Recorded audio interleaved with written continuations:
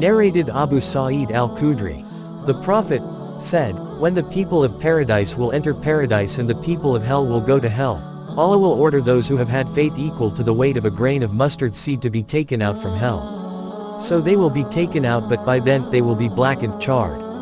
Then they will be put in the river of Hayat, rain, or Hayat, life. The narrator is in doubt as to which is the right term, and they will revive like a grain that grows near the bank of a flood channel. Don't you see that it comes out yellow and twisted?